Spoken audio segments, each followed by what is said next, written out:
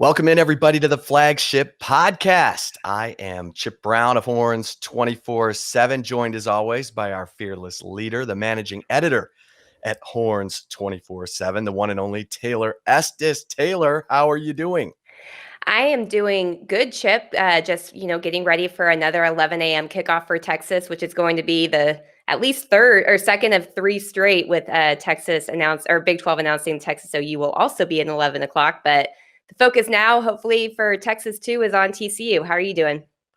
Yeah, how about kegs and eggs for the Horns? And remember, Joel Klatt came on the Flagship Podcast this summer, and I said, "When are you coming to Austin?" He said, "Could be the Oklahoma State game," and that would be 4 straight 11 a.m. kickoffs if that is indeed the case, because of course he's on the big noon kickoff.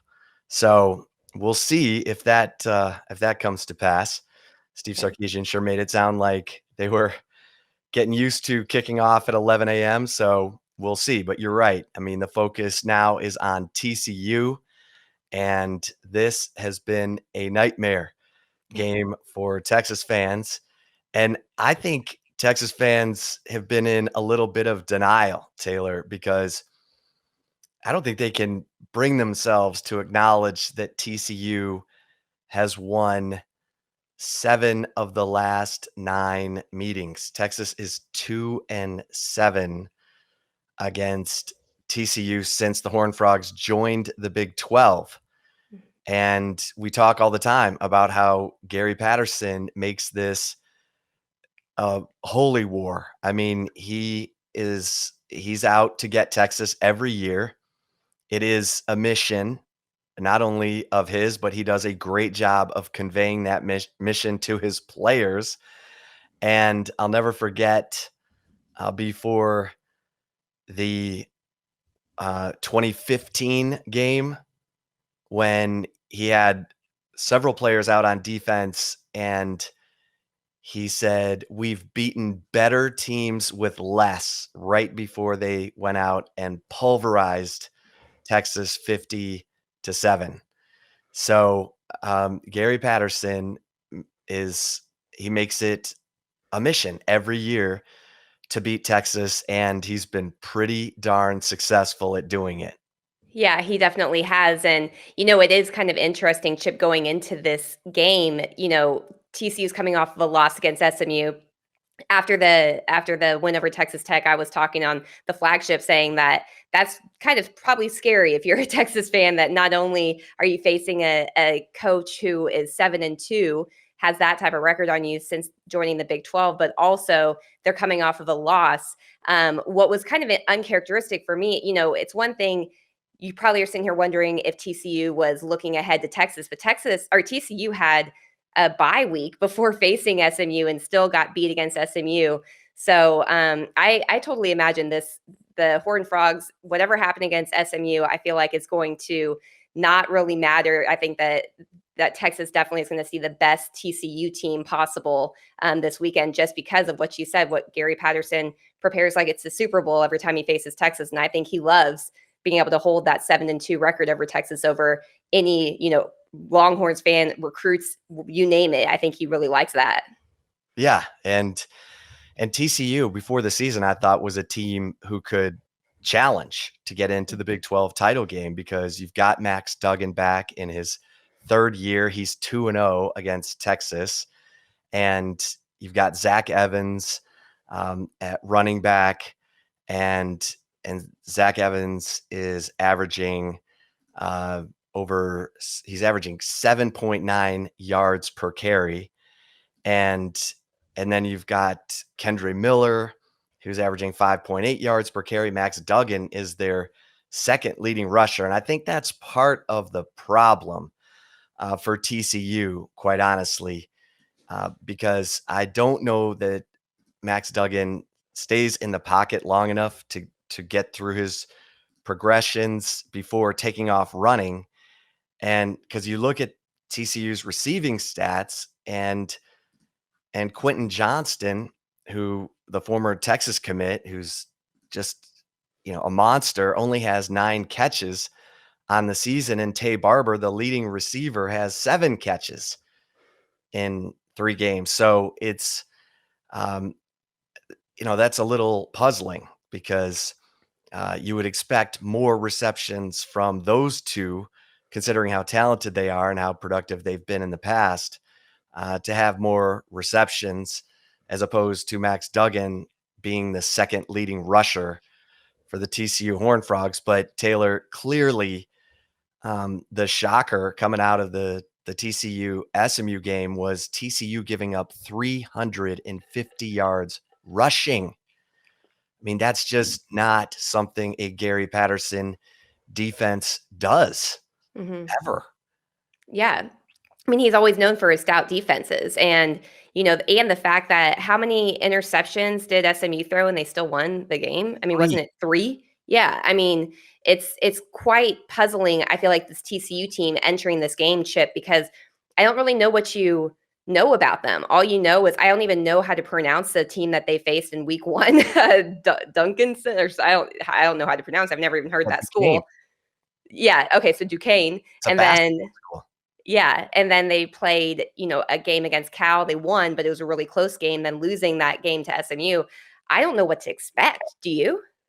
No, I mean, I've never seen TCU giving up 181.3 yards per game on the ground. And I mean, we can look at Texas. Texas is giving up 173 .3 yards per game on the ground. And you can look right back to that Arkansas game where the defense was gassed and gave up all kinds of rushing yards in the second half of that game, gave up 239 of the 333 yards rushing uh, in the second half when they were dog tired from trying to hang on in that game with no help from the offense until the third quarter. In fact, it was a short field created by an interception by BJ Foster that finally set up the first touchdown for the Texas offense.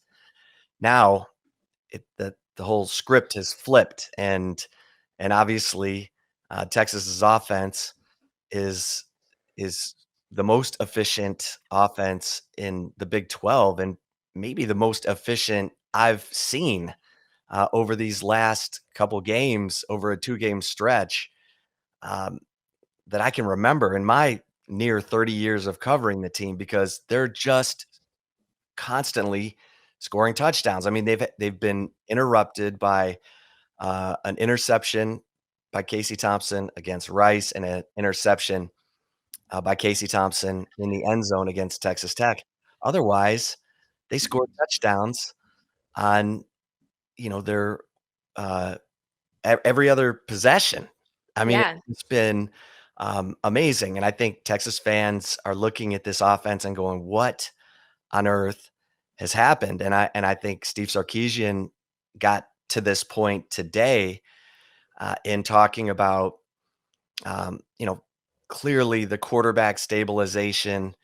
He said Casey Thompson owns the playbook, which is just music to Texas fans' ears because it's just another compliment from Steve Sarkisian about the preparation by Casey Thompson so that when he gets into game situations, he knows what he's looking at. He knows, um, I think when they were talking about the play selection that they liked for Texas Tech, Casey said, usually when I eliminate a play from the call sheet, it's because I don't think we're going to get a defensive look that will allow that play to be successful. That says a lot about his film study because he's talked about how he looks at opponent film, whole games on Sunday, first and second down on Monday and Tuesday, third down on Wednesday, third and red zone,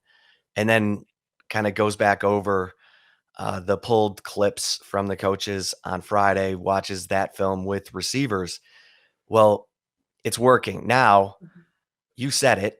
They're not going to get the TCU that just gave up 350 yards rushing to SMU. They're going to get the TCU that gears up for Texas like it's the Super Bowl and let's see. Let's see how this Texas offense manages from this efficiency that we've seen the last 2 games. They're now the number 1 scoring offense in the Big 12. Yeah, and that's saying a lot talking about the Big 12 conference. I mean, this isn't, known as a very defensive stout conference. It's the opposite. It's always about the offenses, and the fact that Texas on its second quote unquote backup quarterback doing this, it's mind-boggling. It makes you kind of wonder what the decision making was like leading up to the season and naming Hudson Card the starter and seeing how efficient the offense has been under Casey Thompson. There's no doubt right now that Texas has the firepower to really, put it to a lot of teams as long as they continue moving forward this way.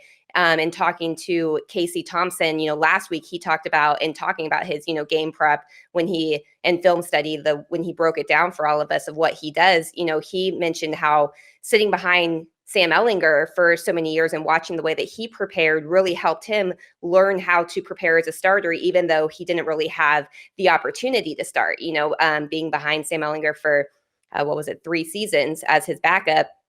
So he learned a lot from there. And, I was thinking about this today, just in talking to Casey, and, we talked to him around 11:30 on Monday. And at that point, Texas had already practiced, and he had already said that he watched a few hours of film on TCU. So you're wondering, my goodness, this is how dedicated this kid is. It's Monday and, 11 a.m. practice done and already into the film study. But I think that in hearing him say that, I was thinking about this, and I think that this is a really good situation for Hudson Card as a future, because if he can take what Casey Thompson is doing from a film study perspective, learn from him as the backup, and then, take that onto the field once his time comes, once Casey Thompson, leaves Texas, that can really help solidify the future of this quarterback position, in my opinion. Yeah, and it's it's not just us talking about it. It's I went on Pro Football Focus, and right now Casey Thompson is the 5th highest rated quarterback in college football, and Bijan Robinson is the 3rd highest rated running back in college football, according to Pro Football Focus, in terms of all the plays that Pro Football Focus grades. So that's that's where you want to be the strongest. I mean, you've got to be right at the quarterback position. I asked Keandre Coburn today what the efficiency of the offense and not having punted for 2 games means to the defense, and he said it's huge.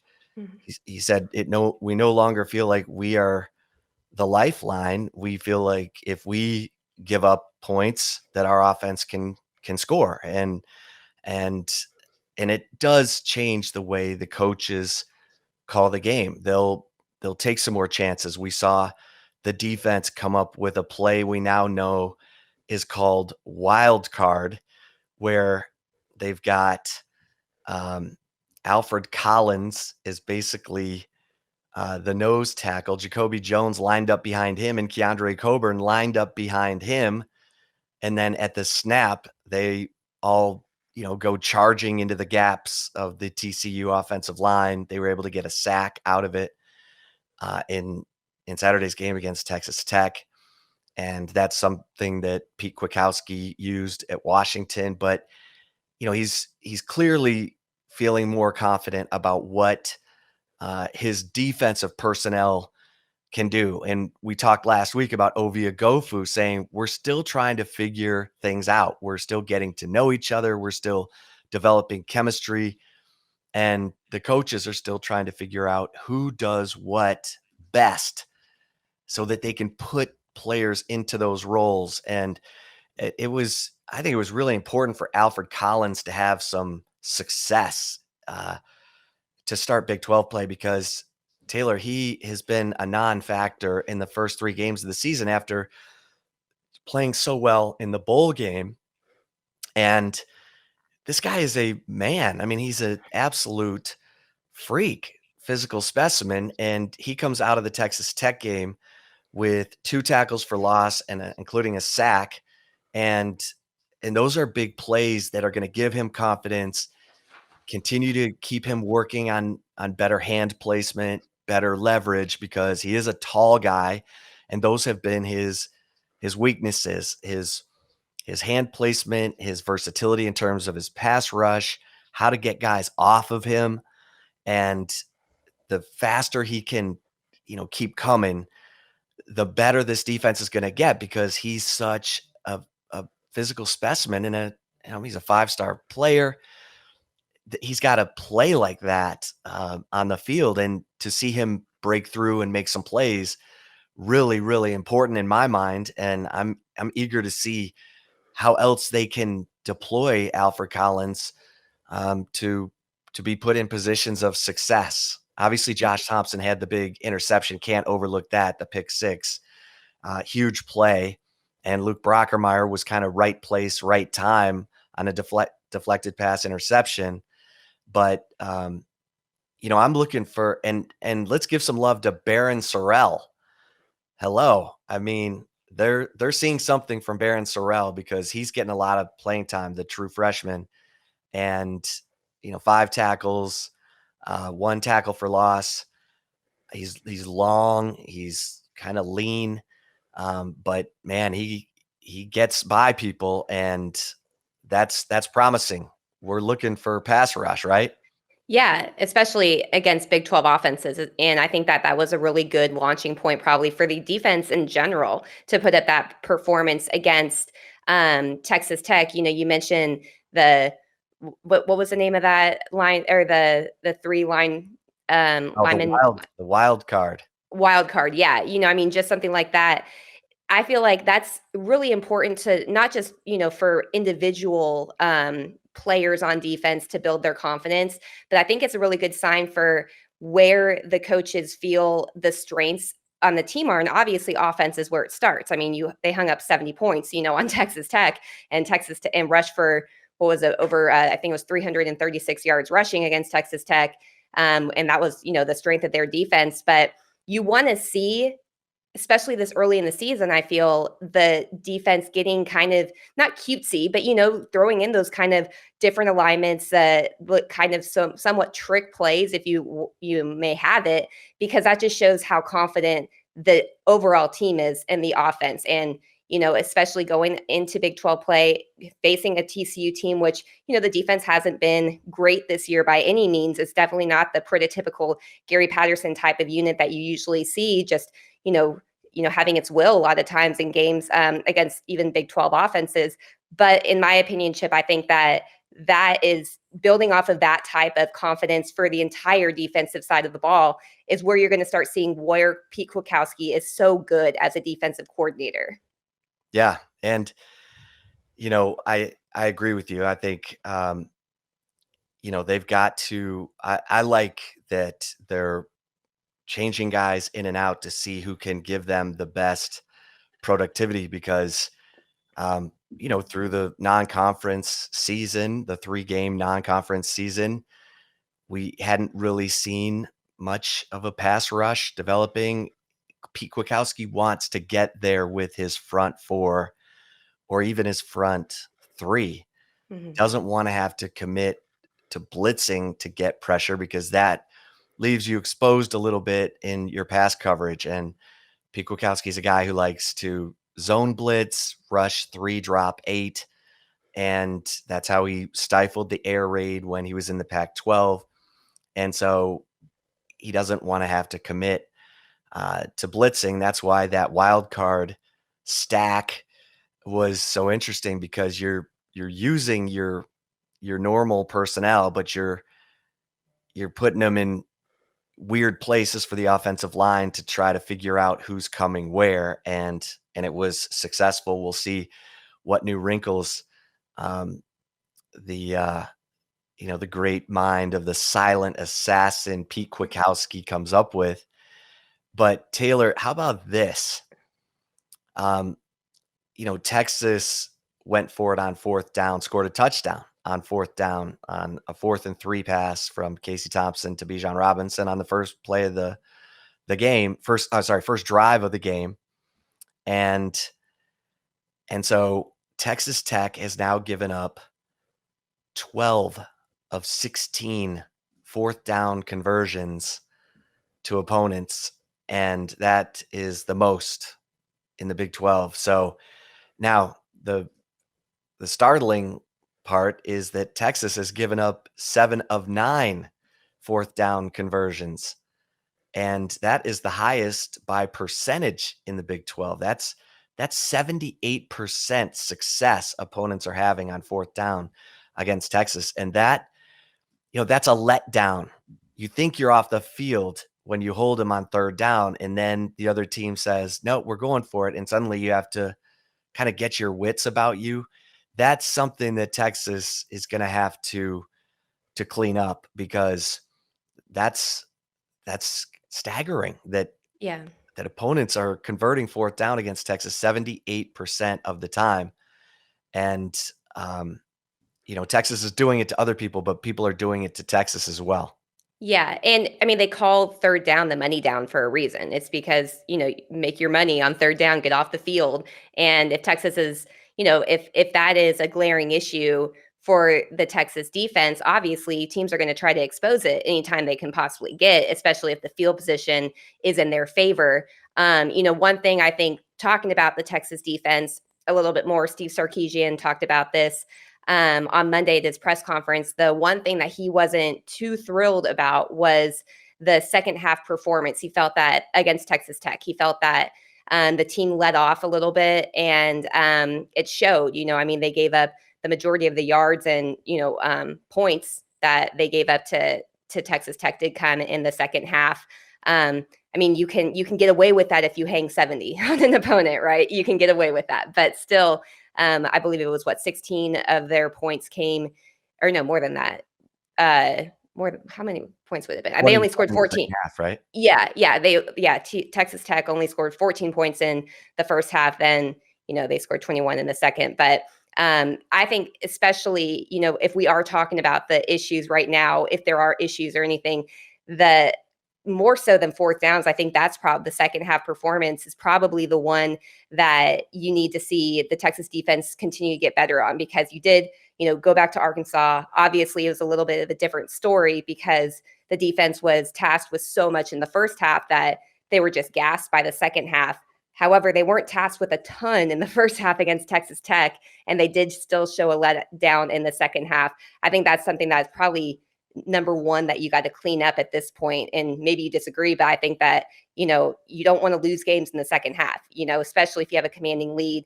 It worked out obviously in Texas' favor. It probably sounds crazy that I'm even like nitpicking about it, but still, if that continues against offenses that are more capable and, not using their backup quarterback like Texas Tech was, that could cause, problems down the road in Big 12 play for Texas. Yeah. Yeah. And that is something that, they've sort of, like you said, against Arkansas, they were letting up because they were exhausted from having to, try to keep Texas in that game. And now it's a little bit of, oh, we got this in hand because our offense is putting up so many points. It's a complete dichotomy from where this team was 3 games ago. Yeah. But that's a good thing, because we talk all the time. The sign of a well-coached team is week-to-week improvement. And we said last week we should start seeing it. I wasn't quite sure. Texas Tech's defense had been holding opponents to 1.8 yards per carry. They've got a bunch of transfers in. They're an older team. Matt Wells talked about, I'm taking a veteran team to Austin. And so I wanted to see it. And now people are going to say, oh, that's Texas Tech. Their defense is terrible. Let's see it against TCU, because Gary Patterson is the mad genius of defense in the Big 12. But the bottom line is there's confidence growing on this Texas Longhorns team, offensively, defensively, and on special teams. Now, one quick note on the defensive side, Taylor, my man Deshaun Jameson is struggling a little bit. And I don't know if he's trying to take chances. I know he got, beat on the double move against Arkansas, but I'll tell you what, Darian Dunn is coming, and Darian Dunn's getting some playing time. Josh Thompson has played well, played consistently, but there's good competition at that other corner position between Darian Dunn and Deshaun Jameson. And I love me some Deshaun Jameson. It just seems like all he does is make plays, but it's been a little bit of a struggle early going here in this season. So looking for him to pick things up a little bit. And if not, I don't think there's much drop off when Darian Dunn, the transfer from McNeese State, number 4, comes in at corner for Texas. Yeah, and I think that this needs to be kind of an eye-opening situation for Deshaun Jameson because there is not much of a drop-off when Darian Dunn has been in the game. If Jameson keeps making mistakes, he's going to have to be fighting for his starting role, and you don't want to be, fighting for a starting role when you came in, as one of the more hyped players and a senior playing for this Texas team. That's not where you want to be. So I think if you're a Texas fan, you're probably hoping that Deshaun Jameson sees the light and realizes he may lose that starting position if Darian Dunn continues to come on. And then that's where the competition, that's where Texas became DBU. I mean, go back to the 2005, BCS title season. Think of the guys that were on the bench in the secondary for Texas. They weren't even starting yet. You know what I mean? Because the whole room was so stacked. You hope right now, I think, if you're Texas, that Deshaun Jameson realizes he may lose his job and then he improves his play, because that's only going to make this secondary better. And that's only what Texas is going to need leading into Big 12 play, especially when they face some of the offenses that are still on the schedule. Yeah. Yeah. And Tavondre Sweat's been really productive.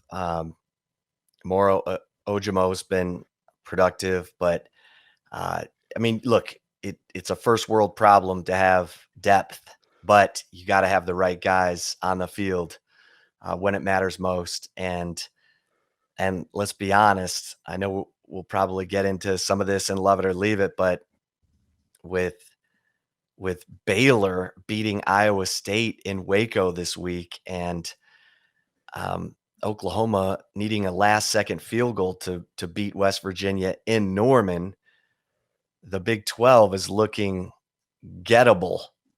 And the team that can make the most week-to-week progress from here on out is going to have a chance to shake things up. And Texas has got to be looking at it that way and obviously staying focused on, as Casey Thompson said today, one task at a time. But there's opportunity for Texas that coming out of that loss in Fayetteville, you might not have felt was going to be there. So, well, and also with Arkansas. Yeah, Arkansas is also, you're seeing they're better than advertised too. I mean, that, not that you ever want to see a loss, because Texas was manhandled by Arkansas. It wasn't just a loss. It was, they were dominated in that game. Whereas, looking at last week's game between Arkansas and Texas A&M, it was at least, a closer game, but still it is a better Arkansas team, I think. So that loss may down the stretch look better in the eyes when it comes to the college football playoff, committee times when they're meeting. If Texas is continuing down this road of, really enforcing their will essentially against their opponents, then, this could be a potentially successful year. But once again, what Casey Thompson said, what Texas fans need to look at right now is the task ahead. And you especially don't want to overlook this TCU team. Well, and speaking of Casey Thompson, I'll say it again. He reminds me of James Brown. And James Brown, all that guy did was light it up once he got on the field. Wasn't a wow you practice player. Didn't, sizzle and show up in practice the way he did in games, in part because he was a quarterback who could make plays with his legs, and that doesn't always show up in practice because you don't hit the quarterback. And James Brown won 3 conference championships at Texas, including the first Big 12 title in 1996. So I'm sticking with that. I mean, Casey has shown that once he gets into a game, he's got control. He knows what he's looking at, and he's making plays. And so I think for Texas fans, you're watching this unfold and you're thinking, wow, this guy might be the answer. Colt McCoy was never supposed to be the answer. It was supposed to be Ryan Perrilloux or Mark Sanchez. Mac Brown offered all three on the same day and said the first two to take the scholarship are in. And Colt McCoy was the first one to say he's in, but he was the insurance policy. He wasn't ever supposed to play, and his name is up in the stadium. So you can't measure what's going on inside a kid from a heart and preparation standpoint. So pretty cool what we're watching right now with the Texas offense, because look, the toughest days are ahead, but they're in this gauntlet right now where they're playing TCU, OU, Oklahoma State to finish off 8 straight weeks of football before they get to a bye. And this is the toughest part of the gauntlet, obviously, this week with TCU in Fort Worth, then going right back to Dallas to the Cotton Bowl to face the 6-time defending Big 12 champion. And then Oklahoma State looked pretty good in taking down K-State, who had the 2 best wins on the season coming out of non-conference. And Spencer Sanders suddenly started looking like Spencer Sanders again. So this is a really, really telling make or break 3-game stretch for the Longhorns. Yeah, it is. And one thing I will say about this, Texas has not been great in 11 o'clock games, especially under Tom Herman. I think they were 7-8 in 11 o'clock kickoffs. One thing that Texas fans should kind of pay attention to, obviously, Texas came out the gate guns blazing against Texas Tech, really established their will or, enforce their will early in that game. Texas has not. This year, they are practicing in the mornings. And so in talking to Steve Sarkisian on Monday, talking to some of the players, they talked about how, they're already kind of in this routine of these early morning starts because that's when their practices are. Whereas before, under previous coaches, the practices usually didn't start until late afternoon or early evening. So 11 o'clock games was a little bit more difficult for the players to get in the groove, get things going. It was almost like they had to learn how to prepare in the mornings for those type of games. So, you look at the history, obviously 11 a.m. games over the last 4 years haven't done great things for Texas, but seeing what they did against Texas Tech and then potentially having 3 more straight 11 a.m. games, that could only help Texas right now. And that's something just to kind of keep in your back pocket to see if this does continue. But that's huge in my opinion too. Yeah, no, it's a great point. All right, Taylor, you ready for some Love It or Leave It? Yes, sir. Before we get to Love It or Leave It, we're going to take a really quick break, but you definitely want to stick around because we will continue to preview Texas and TCU in Love It or Leave It. So stay tuned. We will be right back. And if you're watching us on the Horns 24/7 YouTube channel, we will continue on here to Love It or Leave It. Chip, you ready for some Love It or Leave It? Let's go. Alrighty, my first one for you is Love It or Leave It. TCU being 2-8 the week before playing Texas the past 10 years shows the Horned Frogs are always looking ahead to the Longhorns. I mean, I don't know what else to say about this. I'm gonna have to love this, and I don't know if I don't know if it's a subliminal thing or what, but here we go again. I mean, TCU loses to SMU, a team, and gives up 350 yards rushing in doing it. I have to say that I'm going to love this because I don't know how else to explain it.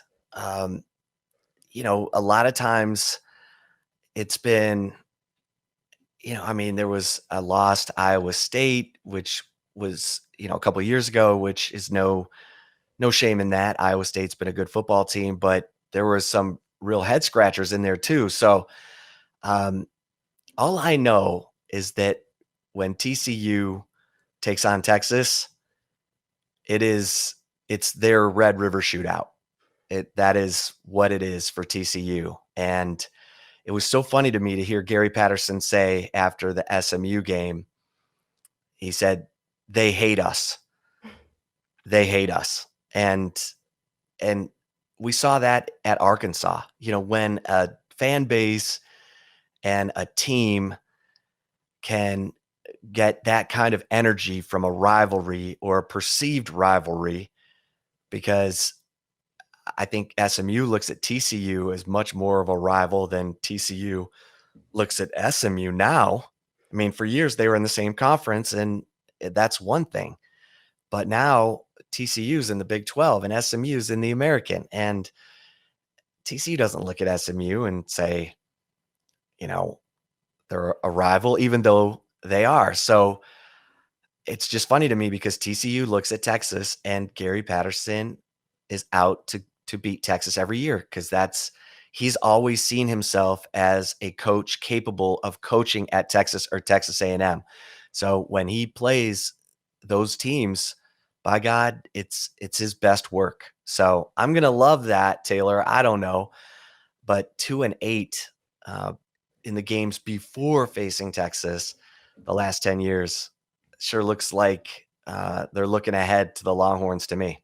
Yeah, I think But there's no denying it. I mean, the record shows it itself. I will say that the SMU game, it's more to me, if that is the case, and this is a very undisciplined TCU team because they had a bye week to prepare for that. So if they, during a bye week plus an additional week to prepare for a game, didn't even have their focus on that game and were looking ahead, then that tells you a lot, I think, about the mental aspect of TCU as a team this year. You would, if you're a Horned Frog fan, you hope that's not the case because, that just shows to me it's undisciplined to me.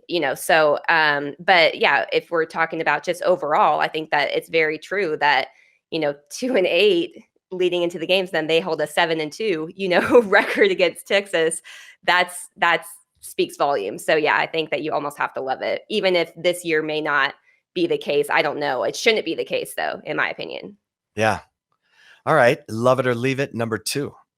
All right. Number 2 for you is love it or leave it. You were more surprised by Texas putting up 70 on Texas Tech than SMU running for 350 yards on TCU in a 42-34 win over the Horned Frogs.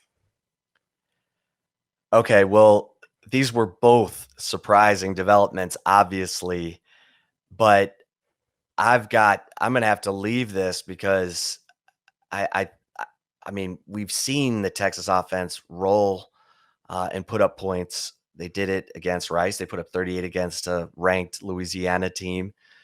But TCU, Gary Patterson, with the defense that he said has the deepest defensive line he's had in years, that he loves the personnel on this defense, giving up 350 yards rushing. This is like that BYU nightmare game that got Manny Diaz fired.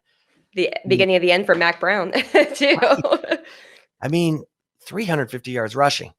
And I get it. Texas gave up 333 yards rushing to Arkansas, but they weren't getting any help from their offense. I mean, the TCU defense intercepted Tanner Mordecai, SMU's quarterback, 3 times and still gave up that many points and that many rushing yards. It just it's astounding to me. Like that's I like 200 yards rushing against a Gary Patterson defense is like Gary's going to be throwing things, Right. he's going to be breaking stuff. He'll pound his fist in the clipboard and it'll cut his cheek like Will Muschamp.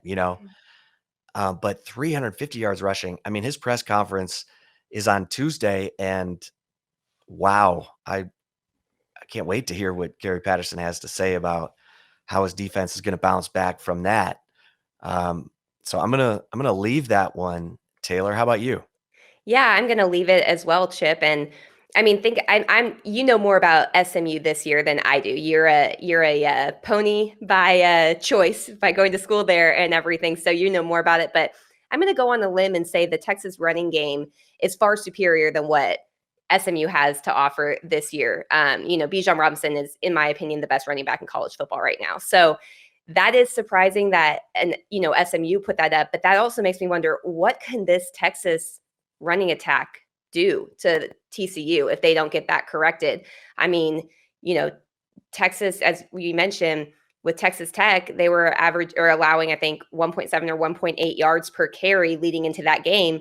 And then Texas, puts up 336 yards rushing against Texas Tech. And that was the strength of their team. If this is a question mark for TCU, then my goodness, we may see some all-time career performances against the Horned Frogs from the running game for Texas. So, I do kind of expect Gary Patterson to get that corrected a little bit, but still, it's definitely a concern. So I definitely am going to leave it and say that was way more of a surprise than this Texas offense hanging 70 on Texas Tech. Yeah, and the interesting thing is Pro Football Focus has Bijan Robinson as the third highest rated running back in college football. The number one rated running back right now in college football is Ulysses Bentley, the SMU. Okay, well, there you go. So either way, that's, SMU just put something on film that Steve Sarkisian can absolutely put to use. So good timing for Steve Sarkisian that SMU just did that. So, all right, love it or leave it. Number 3. All right, my final one for you is with OU barely beating West Virginia at home and Iowa State losing at Baylor, you'd put Texas' chances of being in the Big 12 title game at better than 50-50. Love it or leave it. I mean, how about this? 3 weeks ago, we were wondering if Texas was going to be able to get out of its own way, and people were talking about, a 7-win team, and now a couple 2-3 weeks later, you're looking at the possibility of Texas being in the Big 12 title game. But Iowa State looks like a mess, and Baylor, I didn't think Baylor would be able to bounce back like this offensively after firing Larry Fedora last year, but Baylor looks a lot better, and we know defensively they're going to be sound with Dave Aranda as their head coach. And then Oklahoma looks gettable, has looked gettable. They barely beat Nebraska. They needed a last-second field goal to beat West Virginia. OU fans are questioning Spencer Rattler, and let me tell you, the Caleb Williams kid, the backup who quarterback at OU is, everybody raves about this guy as a really talented passer who can also run, but he's bigger than Spencer Rattler. I don't know. I don't know what we're about to see at OU, but there's something wrong. And it's wrong offensively. They're not putting up points. Mm-hmm. They barely scored 2 touchdowns against West Virginia's defense. So, yeah, I'm going to love this. I'm going to love this because Casey Thompson looks like James Brown to me. And I think the Texas defense, I think Pete Kwiatkowski will get things figured out in terms of where to put his personnel and how to use them best. And so here we are in the second game of Big 12 conference play. But yeah, right now, I would put Texas's chances of being in the Big 12 title game at better than 50-50. How about you, Taylor? I think I'm going to love it, but I'm going to be cautious. I would say maybe 51% to 49% that Texas has there, just because I think that we haven't really you got to see this continue in Big 12 play. That's the biggest thing. Texas Tech was, their starting quarterback went out in that game. So, he was going into that game one of the quote unquote difference makers for the Texas Tech offense. So, there are still some unknowns and what ifs, I think, right now for Texas. But yeah, I think the Big 12 right now is definitely up for grabs. And as you mentioned, with Oklahoma, if you hold Oklahoma to less than 3 touchdowns, you usually will win games. You know what I mean? Like that's just how good the Oklahoma offense has been under Lincoln Riley and going back to Bob Stoops too. So if you hold them under 3 scores or 3 touchdowns, then usually you probably have a better chance of winning that game. West Virginia, didn't work out for them in that aspect, but they're definitely susceptible for sure. And if there's questions right now, if fans are turning on Spencer Rattler, I mean, I'm not saying that this is going to happen at all at Oklahoma. So I'm going to preface this, but remember when fans turned on Garrett Gilbert? And then he left the program. I mean, and then it started a snowball effect of constant questions for quarterback at Texas in the 10 years after that did happen. And they were booing Garrett Gilbert. They were calling for anybody to play over Garrett Gilbert in that 2011, barely win over BYU. So, I think that if you're an OU fan, you got to be worried about the state of the program, especially when fans start to kind of turn on the starting quarterback. Who Spencer Rattler going into the season was the leading Heisman candidate or contender, I had the best odds. So yeah. And then, as you mentioned, Iowa State has not looked like the Iowa State that you expected to see Matt Campbell field this season. So yeah, I think that you have to think that Texas is absolutely in the race. We'll learn a lot more about Texas in the next 3 weeks, especially, I think. But I think the Big 12 is definitely up for grabs. So I have to love this one too. Yeah. And next up for Oklahoma, the team who has a 2-game winning streak over the Sooners, Kansas State. And the game is in Manhattan, 2:30 on Saturday. Can the Sooners finally, get control of that series? Because K-State beat them in Manhattan when no one thought it was possible, 2 years ago, and then went into Norman when Spencer Rattler was making his first Big 12 start, and they were able to, turn him over, get him uncomfortable, and come back in that game. And they did it in Norman. So really interesting week for the Sooners. Interesting that Texas and Oklahoma both have really big challenges in terms of opponent and focus heading into the Red River Shootout on October 9th, which, as we said to open the show, will be at 11 a.m. So good stuff. And make sure that you're checking out the Flagship Podcast, because we will have our preview Flagship Podcast with TCU play-by-play man Brian Estridge, who does a fantastic job and tells it like it is when it comes to the Horned Frogs. So be listening and watching on the Horns 24/7 YouTube channel. If you're not subscribed to the Horns 24/7 YouTube channel, we're running out of time to hit our 5,000 subscribers. If you want to see Taylor and I make fools of ourselves at the State Fair of Texas, right, Taylor? Yeah, we did say that if we got to 5,000 subscribers, we would shotgun beers at the State Fair of Texas before the Texas OU game and post that video. But I don't know, this might be out of reach. I mean, I guess this is a call to all listeners of the Flagship Podcast to go over to the Horns 24/7 YouTube channel and subscribe if you want to see that. Because, I mean, I know for one thing, I'm not great at shotgunning beers. I don't know if you are, but I feel like maybe I have the upper advantage since I'm a little younger. I don't know. So that if I'm bad, this could get real bad. I don't know, but you may surprise. Who knows? You'll just see me probably choke on it. So I don't know. Well, we need your help, folks. If you want to see us make fools of ourselves, we need you to become subscribers to the Horns 24/7 YouTube channel. So help us out. Tell your friends and enemies to get over and subscribe to the Horns 24/7 YouTube channel. And for Taylor Estes, I am Chip Brown. Until next time here on the Flagship Podcast, we'll see you over at horns247.com, and stay safe and keep the faith.